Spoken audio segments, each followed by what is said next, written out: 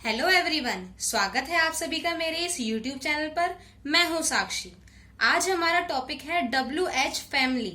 WH family में ऐसे words होते हैं जिन्हें हम इंटेरोगेटिव सेंटेंस यानी कि प्रश्नवाचक वाक्यों में यूज करते हैं, जैसे कब, क्यों, कैसे, कहाँ। ये ऐसे वर्ड्स हैं जब हम किसी से क्वेश्चन पूछते हैं तो हम इन वर्डों का यूज करते हैं। WH फैमिली ऐसा क्यों कहा गया? क्योंकि इन वर्ड्स में W और H दोनों होते हैं। चलिए शुरू करते हैं। WH फैमिली यानी कि क्वेश्चन वर्ड्स, ये सारे वे वर्ड्स हैं जिनसे हम किसी से क्वेश्चन पूछते हैं। देखिए, व्हेन मीन्स क्या होता है? कब। व्हाट मीन्स क्या होता है? क्या। वाई मीन्स क्या होता है? क्यों। हाउ मीन्स कैसे। वेयर मीन्स कहाँ। हु मीन्स कौन। हुम मीन्स किसे या फिर किसको। विच मीन्स कौन सा या कौन सी। हुज मीन्स किसका या किसकी। फ्रॉम वेयर कहाँ से। फॉर वॉट किस लिए। सिंस व्हेन यानी कि कब से, और ये कब यूज होगा? जब कोई निश्चित समय की बात की गई होगी। इसी तरीके से फ्रॉम व्हेन कब से। हाउ मैनी का मीनिंग होता है कितना या कितने, और ये वर्ड कब यूज होगा? जब किन्हीं काउंटेबल थिंग्स की बात की गई होगी, जब ऐसी चीजें जिनको गिना जा सके। काउंटेबल मतलब जिन्हें गिना जा सके, अगर उनके बारे में कुछ पूछा गया है क्वेश्चन, तो वहां पर हम यूज करते हैं how many.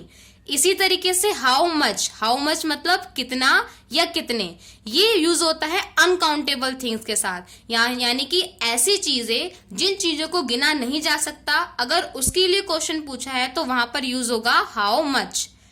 At what time, इसका मतलब क्या होता है? किस समय। इन विच मीन्स किस में। व्हेन एल्स कब। हु एल्स कौन। व्हाट एल्स क्या। वेयर एल्स मीन्स कहाँ। यानी कि ये सारे वर्ड्स हैं क्वेश्चन वर्ड्स, जो आपको अच्छे से याद करने हैं। ये आपको अगर वर्ड्स कहीं भी दिखते हैं तो आप उनको आसानी से समझ सकते हो और उनका मीनिंग आपको पता होगा।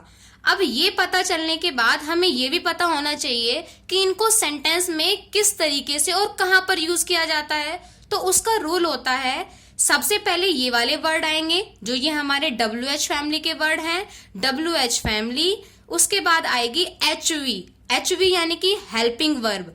हेल्पिंग वर्ब के बाद आते हैं सब्जेक्ट, और सब्जेक्ट के बाद आती है वर्ब, और वर्ब के बाद ऑब्जेक्ट। और इन सेंटेंस में यानी कि इंटेरोगेटिव सेंटेंस में हमेशा लास्ट में क्वेश्चन मार्क लगाया जाता है।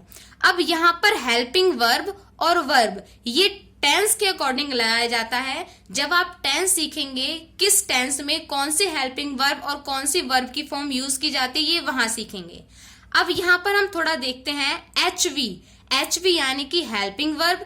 हेल्पिंग वर्ब वो होती हैं जो किसी सेंटेंस को बनाने में हेल्प करती हैं, और वो कौन कौन सी होती हैं?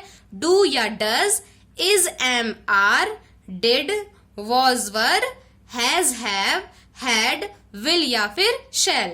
यानी कि ये जो चीज लिखी गई हैं, ये जो वर्ड्स हैं, ये हमारे होते हैं हेल्पिंग वर्ब, जो किसके अंदर यूज किए जाते हैं? जो टेंस के अंदर यूज किए जाते हैं। जब हम टेंस सीखेंगे उसमें हम ये सीखेंगे कि कौन सी हेल्पिंग वर्ब कौन से टेंस में यूज की जाती है। इसी तरीके से हम एग्जाम्पल लेते हैं कि किस तरीके से इन सेंटेंस को बनाते हैं। मैंने एक एग्जाम्पल लिया, तुम क्या खाते हो, और पीछे क्या लगाया है? Question mark. क्यों?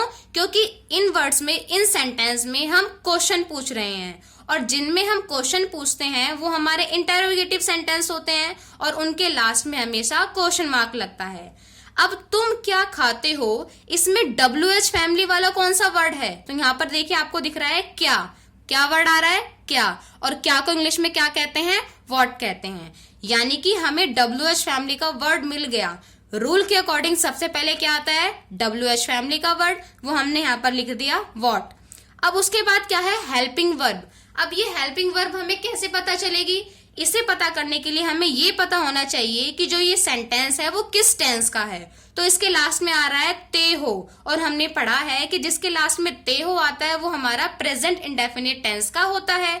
और प्रेजेंट इंडेफिनिट टेंस के रूल में जो हेल्पिंग वर्ब होती है वो डू या डज होती है। अब यहाँ पर सब्जेक्ट है तुम यानी कि यू, और यू के साथ हम यूज करते हैं डू। तो WH फैमिली का हमने लिखा व्हाट, हेल्पिंग वर्ब हमने लगाई डू, और सब्जेक्ट है हमारा यू। अब यहाँ पर वर्ब यहाँ पर काम क्या हो रहा है, खाने का काम हो रहा है, तो काम के लिए हमने लगाया यहाँ पे ईट मीन्स खाना।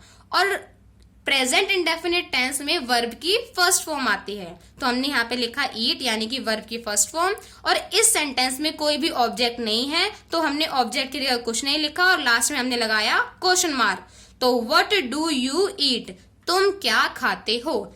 इसी तरीके से वह कब सोता है। अब यहाँ पर क्वेश्चन वर्ड क्या है, कब को इंग्लिश में कहते हैं व्हेन, तो WH फैमिली हमने लिख दिया व्हेन।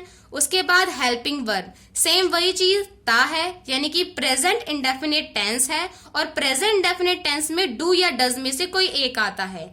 यहाँ पर जो हमारा सब्जेक्ट है वो ही है, और ही के साथ आता है डज, तो यहाँ पर हमने लगा दिया डज।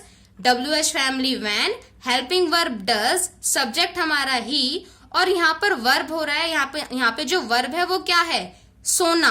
अब सोने को इंग्लिश में कहते हैं स्लीप, जो कि वर्ब की फर्स्ट फॉर्म है, और यहाँ पर भी कोई ऑब्जेक्ट नहीं है, इसलिए लास्ट में क्वेश्चन मार्क। तो हमारा सेंटेंस क्या बना, व्हेन डज ही स्लीप, वह कब सोता है। इन चीजों को आपको अच्छे से समझना है और याद करना है, ये आपको इंग्लिश सीखने में बहुत बहुत बहुत ज्यादा हेल्प करेंगी।